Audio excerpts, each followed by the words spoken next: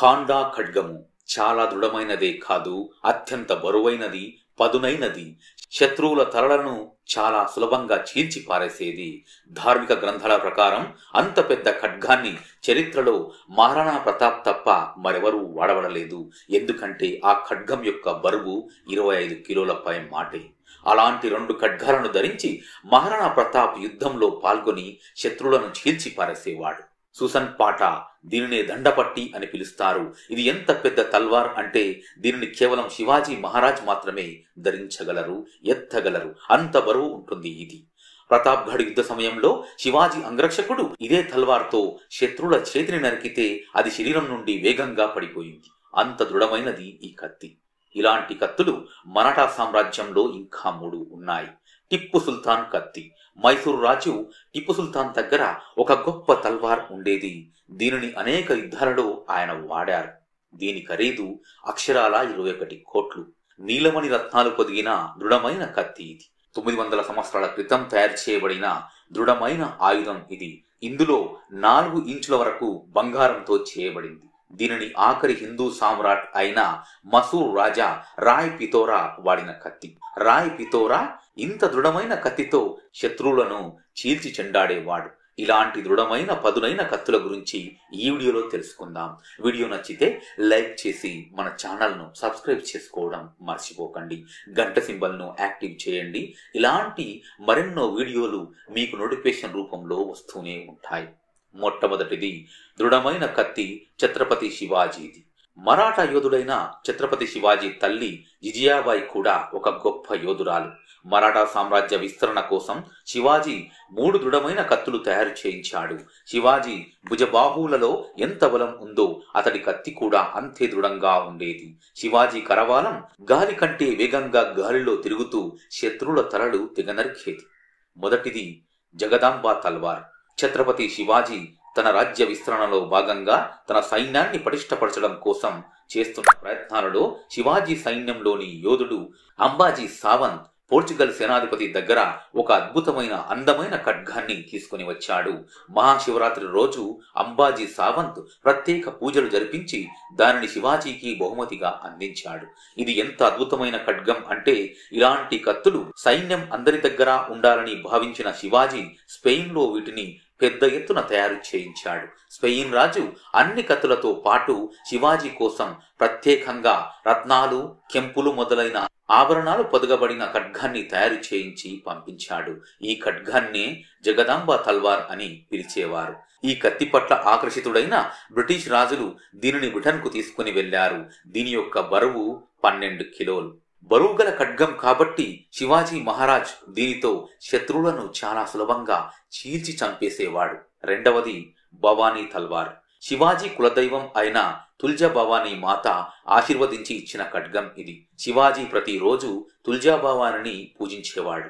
యుద్ధ సమయాలలో ప్రత్యేక పూజలు జరిపించేవాడు. మొఘలులతో యుద్ధం జరిగే ముందు శివాజీ మహారాజు తుల్జా భవానీ మాత గుడిలో ప్రత్యేక పూజలు చేస్తున్న సమయంలో దేవి ప్రసన్నురాలై శివాజీ మహారాజుకు శత్రువులను చీల్చి చంపడానికి ఒక ఖడ్గాన్ని బహూకరించింది.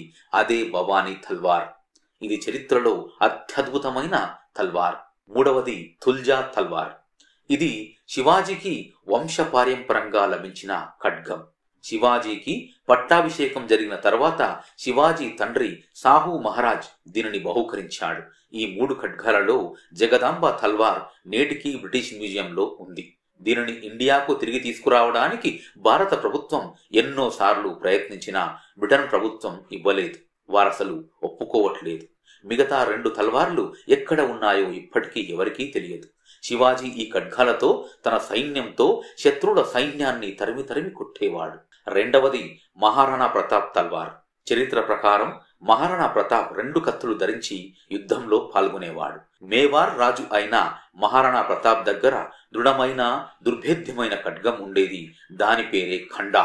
ఖాండా ఖడ్గము చాలా దృఢమైనదే కాదు, పదునైనది. శత్రువులను చాలా సులభంగా చీల్చి పారేసేవాడు మహారాణా ప్రతాప్. ధార్మిక గ్రంథాల ప్రకారం అంత పెద్ద ఖడ్గాన్ని చరిత్రలో ఏ మహారాజు వాడలేదు. మహారాణా ప్రతాప్ 25 కిలోల బరువున్న 2 ఖడ్గాల్ని ధరించేవాడు. ఎంత బరువైనవో ఒక్కసారి మీరే ఊహించుకోండి. యుద్ధంలో 2 కత్తులను గాలిలో తిప్పుతూ శత్రువుల తలలు తెగనరికేవాడు. ఈ కత్తులు ఇప్పటికీ ఉదయపూర్లోని మహారాణా ప్రతాప్ మ్యూజియంలో ఉన్నాయి. మహారాణా ప్రతాప్ యుద్ధ సమయంలో 200 కిలోల బరువున్న ఆయుధాలు వెంట తీసుకుని వెళ్లేవాడు. 2 ఖడ్గాలు, ఖంజూర్, కటార్, భల్లెం, ఈట మొదలైన ఆయుధాలన్నీ ఆయన వెంబడే తీసుకుని వెళ్లేవాడు. ఈ బలమైన ఖడ్గాలతోనే హల్దిగఢ్, దివార్ కి జంగ్ యుద్ధాలలో శత్రువులను సులభంగా జయించగలిగాడు. మూడవది టిప్పు సుల్తాన్ తల్వార్. మనందరం చదువుకున్న పుస్తకాలలో ఈయన పేరు మైసూర్ సింహం టిప్పు సుల్తాన్ అని. కానీ ఈయన దగ్గర ఒక అద్భుతమైన తల్వార్ ఉండేది. ఈ ఖడ్గాన్ని వేలం వేయగా 21 కోట్ల రూపాయల ధర పలికింది. విజయ్ మాల్య 2004వ సంవత్సరంలో 1.5 కోట్ల రూపాయలు వెచ్చించి దీన్ని కొన్నాడు. ఈ ఖడ్గం రావడంతో ఆయన కుటుంబంలో ఆర్థిక సమస్యలు మొదలవ్వడంతో దీనిని లండన్లోని ఆక్షన్ హౌస్ లో 21 కోట్లకు వేలం వేయగా అమ్ముడుపోయింది. దీనిని తయారు చేయడానికి బూర్జ్ స్టీల్ ను వాడేవారు. దీని బరువు 7 కిలోల 400 గ్రాములు. ఇది చాలా పదునుగా ఉండేది. శత్రువులు ధరించిన లోహ కవచాన్ని చాలా సులభంగా చీల్చి పరేసేది. శ్రీరంగపట్నం దగ్గర జరిగిన యుద్ధంలో మైసూర్ సుల్తాన్ టిప్పు మరణించగానే దీనిని British east India company Thomas దీనిని బ్రిటన్ తీసుకుని వెళ్లిపోయాడు. ఇది ఇప్పుడు ఎక్కడ ఉందో ఎవరికీ తెలియదు. ఎందుకంటే ఇది బ్రిటన్ మ్యూజియంలోనూ లేదు, విజయ మల్య దగ్గర కూడా లేదు. దీనిని ఎవరో ఒక అజ్ఞాత వ్యక్తి కొనుగోలు చేశాడని చెబుతున్నారు. 4వది మహారాజా రంజిత్ సింగ్ తల్వార్. షేర్ ఏ పంజాబ్ అని మహారాజా రంజిత్ సింగ్ ను పిలిచేవారు. ఈయన ఎప్పుడు ఏ యుద్ధంలో ఓటమే అన్నది ఎరుగని మహారాజు. సిక్కు సామ్రాజ్యంలో మొట్టమొదటి సామ్రాట్. ఈయన దగ్గర 33.5 ఇంచుల పెద్దదైన తల్వార్ ఉండేది. తల్వార్ పై గురుముఖి లిపిలో రాయబడి ఉండేది. పంజాబ్ లో మహారాజా రంజిత్ సింగ్ లాహోర్ అని రాసి ఉంటుంది. దీనిని కూడా బ్రిటిష్ వారు భారతదేశం నుండి బ్రిటన్ కు తరలించుకొని వెళ్లిపోయారు. దీనిని మొదట బ్రిటన్ కు చెందిన రిచర్డ్ ఇది మొఘలుల ఖడ్గం అని అనుకున్నాడు. కానీ దీనిపై పరిశోధనలు కొనసాగించిన తర్వాత అసలు నిజం తెలిసింది. ఇది షేర్ ఏ పంజాబ్ మహారాజా రంజిత్ సింగ్ ఖడ్గం అని. నంబర్ 5 పృథ్వీరాజ్ సింగ్ తల్వార్. పృథ్వీరాజ్ సింగ్ 11 సంవత్సరాలు ఉన్నప్పుడే అనేక యుద్ధాలలో పాల్గొన్నాడు. అద్భుతమైన ఖడ్గాలు వాడేవాడు. 18 కిలోల ఖడ్గాన్ని ధరించి అవలీలగా యుద్ధాలు చేసేవాడు. 38 ఇంచుల ఖడ్గాన్ని యుద్ధాలలో వాడేవాడు. దీనిపై 4 ఇంచుల బంగారు తొడుగు ఉండేది. ఈ కత్తి దాదాపు 900 సంవత్సరాల పాతది. ఇది వారి వంశంలోని రాజులందరూ వాడిన కత్తి. రాజ్య పట్టాభిషేకంలో ఈ ఖడ్గాన్ని పృథ్వీరాజ్ కు బహూకరించారు. తరైన్ యుద్ధంలో పృథ్వీరాజ్ చౌహాన్ దీనిని వాడాడు. ఇలా పృథ్వీరాజ్ సింగ్ అనేక యుద్ధాలలో ఈ కత్తిని వాడాడు. ప్రపంచంలోని ప్రాచీన కాలంలోని రాజ్యాలను పరిపాలించిన రాజులందరూ వివిధ యుద్ధాలలో తమ సైన్యం చేతుల్లో వాడిన ప్రముఖ ఆయుధం ఖడ్గం. అందుకనే ఖడ్గాలకు అంత ప్రాముఖ్యతను ఇచ్చేవారు. రాజులు వాడిన ఇలాంటి కత్తులు ఇప్పటికీ యూరోప్ లో కనిపిస్తాయి. అలాంటి కత్తులలో ఫేమస్ అయిన కత్తి డమస్కస్ కత్తి, ద గ్రేట్ స్వార్డ్. ఇది ప్రపంచంలోనే అత్యంత పదునైన కత్తి. డమస్కస్ లో కత్తుల పరిశ్రమలు చాలా ఉండేవి. రాజులందరూ కూడా డమస్కస్ లో కత్తులు తయారు చేయించి తమ సైన్యానికి ఇచ్చేవారు. డమస్కస్ నుండి కత్తులు ఓడల ద్వారా ప్రయాణించి వివిధ దేశాలకు చేరేవి. అలా కత్తుల పరిశ్రమ చాలా రోజులుగా డమస్కస్ లో వడదిల్లింది. డమస్కస్ కత్తులు ఇప్పటికీ ఫేమసే.